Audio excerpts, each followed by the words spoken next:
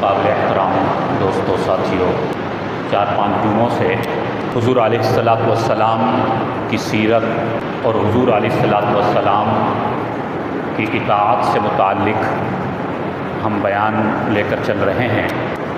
قرآن پاک میں اللہ رب العالمین نے ارشاد فرمایا اطیعوا اللہ و اطیعوا الرسول لعلکم ترحمون، اللہ اور اللہ کے رسول کی اطاعت کرو تاکہ تم پر رحم کیا جائے۔ اللہ اور اللہ کے رسول کی اطاعت ہی ہماری کامیابی کا ذریعہ ہے۔ علماء کرام نے لکھا جو اپنے نبی کی اطاعت کرے گا، اپنے نبی صلی اللہ علیہ وسلم کے مطابق اپنی زندگی گزارے گا، اللہ رب العالمین آخرت میں جو اسے انعامات عطا فرمائیں گے اس کا کوئی شمار نہیں، لیکن فرمایا دنیا میں بھی وہ محروم نہیں ہے۔ اللہ تعالیٰ دنیا کی زندگی میں انہیں 4 قسم کے انعامات عطا فرمائیں گے۔ جس نے اپنی زندگی نبی کی اطاعت میں گزاری، اپنے نبی کی سنتوں پر چلا، اپنے نبی صلی اللہ علیہ وسلم کے طریقوں کو اپنایا، اللہ دنیا کے زندگی میں ہی اسے 4 انعامات عطا فرمائیں گے۔ پہلا انعام فرمایا کہ اللہ اسے زندگی کی برکت عطا فرما دیں گے۔ دوسرا انعام اللہ رب العالمین اسے دین پر استقامت نصیب فرما دیں گے۔ تیسرا انعام اللہ تعالیٰ اسے نیک لوگوں کی محبت نصیب فرما دیں گے۔ اور چوتھا انعام اللہ اس کے دشمنوں پر اس کا رعب بٹھا دیں گے۔ تو یہ 4 وہ انعامات ہیں جو اللہ اس دنیا کی زندگی میں ہی اسے عطا فرما دے گا، اور آخرت میں کیا کچھ ملنا ہے اس کا تو کوئی حساب ہی نہیں ہے۔ تو پہلی چیز جو ہمیں اپنے نبی کی سنتوں پر چلنے سے ملے گی وہ زندگی کی برکت ہے۔ آج کا انسان بیچارہ اس برکت ہی سے تو محروم ہو گیا۔ آج کا انسان، آج کا مسلمان جو بیچارہ بے چین اور پریشان نظر آ رہا ہے، جو زندگی کے اندر کشمکش نظر آ رہی ہے، اتنی محنت کے باوجود، رات دن کی محنت کے باوجود برکت نظر نہیں آتی ہے۔ حالانکہ اس دور میں جتنی سہولیات ہیں، جتنی آسانیاں ہیں، صحابہ کے دور میں یا تابعین تبع تابعین کے دور میں اتنی آسانیاں اور اتنی جدید چیزیں نہیں تھیں، لیکن ان کی زندگیوں میں برکت تھی، اللہ نے ان کی آمدنی میں برکت رکھی تھی۔ آج ہمارے پاس سب کچھ ہونے کے باوجود برکت نہیں ہے۔ اس برکت نہ ہونے کی وجہ سے آج ہم اپنی گھریلو زندگی کو دیکھیں، باہر کی زندگی میں دیکھیں، ہر انسان بیچارہ کشمکش میں نظر آتا ہے۔ ہر انسان کی زندگی میں کچھ نہ کچھ حالات ضرور نظر آ رہے ہیں۔ صحابہ اکرام اللہ سے ہر دم برکت مانگا کرتے تھے، یا اللہ ہمیں برکت عطا فرما۔ آج کا انسان بیچارہ کثرت مانگ رہا ہے، کثرت یعنی اضافہ، زیادتی۔ یہ 2 چیزیں ہیں، ایک برکت ہے اور ایک کثرت ہے۔ صحابہ اکرام، تابعین تبع تابعین اور بزرگان دین نے اللہ سے برکت مانگی اور وہ برکت کو لے کر آگے چلے، اللہ نے ان کو برکت عطا فرمائی، زندگی پرسکون ہو گئی، کامیاب ہو گئی اور شاداں و فرحاں انہوں نے زندگی گزاری۔ آج کا انسان برکت کو چھوڑ کر اللہ سے کثرت مانگ رہا ہے، اضافہ مانگ رہا ہے۔ کثرت کا مطلب زیادتی، اضافہ کہ زیادہ۔ آج کا انسان چاہتا ہے مال کی کثرت ہو جائے، آج کا انسان چاہتا ہے میرے کاروبار کی کثرت ہو جائے، آج کا انسان چاہتا ہے میرے پاس گھر کی کثرت ہو جائے۔ بس مادی اسباب کی کثرت کے پیچھے آج کا انسان لگا تو انسان برکت سے محروم ہو گیا۔ کامیابی کثرت میں نہیں ہے، برکت میں ہے۔ اللہ کی مدد کثرت میں نہیں ہے، برکت میں ہے۔ تو ہمیں ہر دم اللہ سے برکت مانگنی چاہیے، یا اللہ ہمیں برکت عطا فرما، ہماری اولاد میں برکت عطا فرما، ہماری آمدنی میں برکت پیدا فرما، ہمارے گھر میں برکت پیدا فرما، ہمارے مال میں برکت پیدا فرما۔ جب اللہ سے برکت مانگیں گے اور اللہ تعالیٰ ہمیں برکت عطا فرما دیں گے تو پھر اللہ تعالیٰ کی طرف سے مدد بھی آئے گی، اور پھر یہ پریشانیاں، یہ بے سکونیاں اور یہ کشمکش ختم ہوتی چلی جائے گی۔ تو ایک بات تو یہ سمجھ میں آئی کہ اللہ تعالیٰ سے برکت مانگنی ہے اور کثرت کے پیچھے نہیں بھاگنا، برکت کو اللہ سے مانگنا ہے۔ جس طرح صحابہ اکرام اور تابعین تبع تابعین نے اللہ سے برکت کو مانگا اور کامیاب ہو گئے۔ اور یہ برکت کب ملا کرتی ہے؟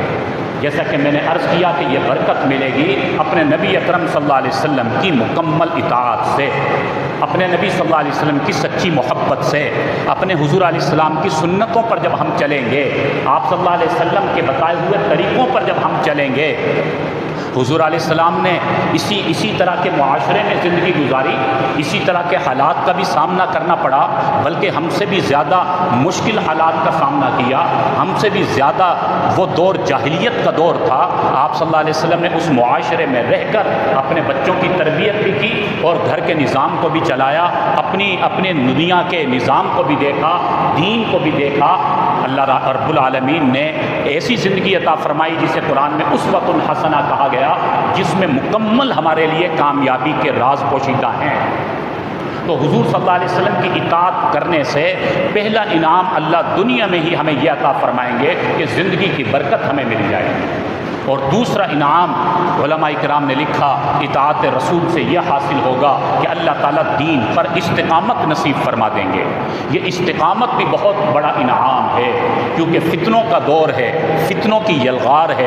इन हालात में जब हर तरफ बेदीनी का सैलाब बहता जा रहा है, जदीद टेक्नोलॉजी के ज़रिए हर तरफ बेदीनी को आगे बढ़ाया जा रहा है, फितने बढ़ते चले जा रहे हैं, इन हालात में अल्लाह से इस्तिकामत मांगना, या अल्लाह मुझे दीन पर इस्तिकामत नसीब फरमा, इस्तिकामत का मिल जाना ये बहुत बड़ा इनाम है। तो ये जो इस्तिकामत मिलेगी, यानी दीन पर मजबूती से जम जाए, ये इस्तिकामत किसी तरह के भी हालात आ जाएं, अल्लाह ताला उसको मजबूती से जमाए रखता है, उसके कदम डगमगाते नहीं हैं, उसका ईमान कभी मुतज़लज़ल नहीं होता कि अल्लाह ताला ने उसे इस्तिकामत नसीब फरमा दी। तो फरमाया ये इस्तिकामत की जो नेमत है, ये भी उन लोगों को मिलती है जो इताअत रसूल पर गामज़न होते हैं, जो हुजूर अलैहिस्सलाम के तरीक़ों पर अपनी ज़िंदगी को बनाते हैं। अल्लाह अपने दीन पर उन्हें जमाओ अता फरमा देता है, मजबूती और इस्तिकामत नसीब फरमा देता है। तो ये दूसरा इनाम है। और तीसरा इनाम अल्लाह दुनिया की ज़िंदगी में ये अता फरमाएंगे कि अल्लाह नेक लोगों की मोहब्बत नसीब फरमा देते हैं। जो इताअत रसूल करता है, अपने नबी के तरीक़ों पर चलता है, अल्लाह उसके दिल में सुलहा की मोहब्बत, नेक लोगों की मोहब्बत पैदा फरमा देते हैं, और नेक लोगों के दिल में अल्लाह इसकी मोहब्बत पैदा फरमा देते हैं। इसको कहते हैं सोहबत सालिह। अच्छे लोगों की सोहबत का होना भी बहुत बड़ी नेमत है, खुसूसन इन हालात में जब हर तरफ बेदीनी बढ़ती जा रही हो, और हर तरफ जब साजिशें और मंसूबे, और हर तरफ जब शिरक और बिदआत आम हो रही हों। इन हालात में अल्लाह वालों की सोहबत का मिल जाना ये ईमान को बचाने का ज़रिया है। तो ये जो सोहबत सालिह के अल्लाह वालों की सोहबत, नेक लोगों का ताल्लुक़, नेक लोगों की मोहब्बत, ये अजीम इनाम है। ये अल्लाह ताला उन्हें ये इनाम अता फरमाते हैं जो सुन्नत नबवी पर चल रहे होते हैं, जो अपनी इनफरादी और इज्तिमाई ज़िंदगी को अपने नबी के तरीक़ों के मुताबिक बनाते हैं, तो वो अल्लाह वालों के करीब हो जाया करते हैं। और चौथा इनाम अल्लाह ताला ये अता फरमाते हैं कि सुन्नत नबवी पर चलने वाले, इताअत रसूल पर चलने वालों के दुश्मनों पर अल्लाह उनका रौब पैदा फरमा देते हैं। उलमा इकराम ने लिखा सबसे बड़ा दुश्मन तो हमारा शैतान है, हमारा नफ्स है। जब हम अपने नबी की तालीमात को ज़िंदा करेंगे तो हमारा जो सबसे बड़ा दुश्मन इन्न शैतान लकुम अदुव्वुम मुबीन, इस शैतान पर रौब तारी हो जाएगा। सुन्नत की ये ताकत है कि सुन्नत से शैतान पर गलबा हो जाता है, उस पर रौब आ जाता है। ये नफ्स जो हमारा नफ्स अम्मारा, हमारा मुखालिफ, अल्लाह ताला इस पर भी रौब तारी फरमा देते हैं। और जो दुनिया के ज़ाहिरी दुश्मन होते हैं, ऑटोमेटिक अल्लाह ताला उनके दिलों पर भी रौब तारी फरमा देते हैं। ये सुन्नत का कमाल और सुन्नत की ताकत है। ये इताअत रसूल पर चलने का इनाम, दुनिया में इनाम। वो वाक़या आप हज़रात ने सुन रखा है, वो जब एक मरतबा सहाबा इकराम जिहाद के लिए निकले और एक किला फ़तह करना था। सहाबा इकराम मुजाहिदीन ने हर तरह से कोशिशें कर ली, लेकिन वो किला फ़तह नहीं हो रहा था। सिपाही सालार ने हुक्म दिया, आए, सबको जमा किया, आपस में गौर व फिक्र किया गया कि ये किला क्यों नहीं फ़तह हो रहा। हम तो कम तादाद में हुआ करते थे, बड़े बड़े मार्कों को सर कर लिया करते थे, ये एक किला आज क्यों नहीं फ़तह हो रहा। गौर किया गया कि कोई भाई हुक्म तो हमसे नहीं टूट रहा, कहीं कोई हमने अमल में कमज़ोरी तो नहीं कर दी, अल्लाह की मदद क्यों नज़र नहीं आ रही, अल्लाह की नुसरत नज़र नहीं आ रही, हम कामयाब नहीं हो रहे। कितने दिन गुजर गए, गौर व फिक्र के बाद पता चला कि हुजूर सल्लल्लाहु अलैहि वसल्लम की एक सुन्नत है जिसे मिसवाक की सुन्नत कहा जाता है। ये मिसवाक की सुन्नत जिहाद की मसरूफियात की वजह से कई दिन हो गए सुन्नत छुटी हुई है।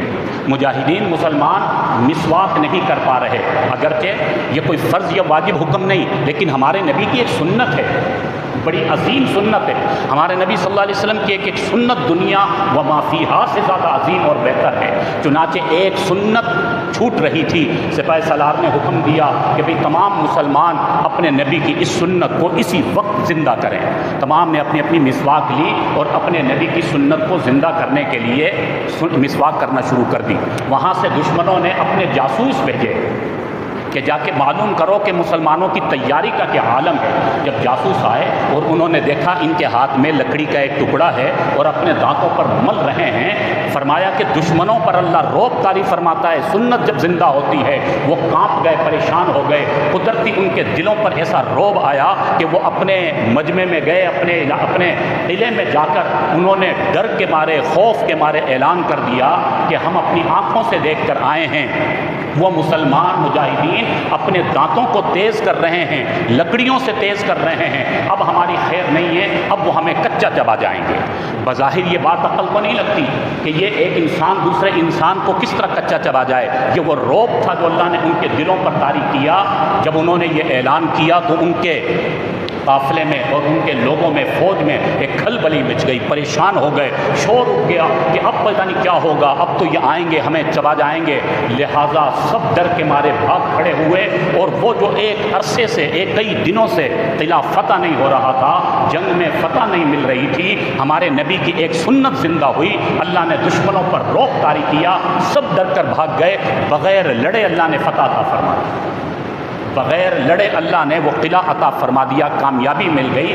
معلوم یہ ہوا ہمارے نبی کی ایک ایک سنت کی بڑی قدر و قیمت ہے.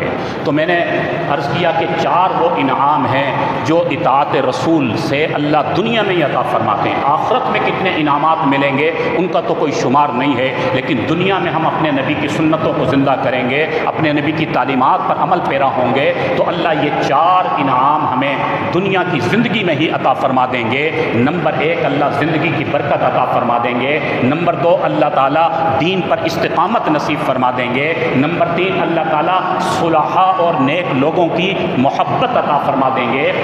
نمبر 4 اللہ تعالیٰ دشمنوں پر رعب طاری فرما دیں گے. تو یہ 4 انعام اطاعت رسول سے اس دنیا میں ملیں گے. اللہ رب العالمین ہمیں اپنے نبی صلی اللہ علیہ وسلم کی ایک ایک سنت پر عمل کرنے کی توفیق نصیب فرمائے.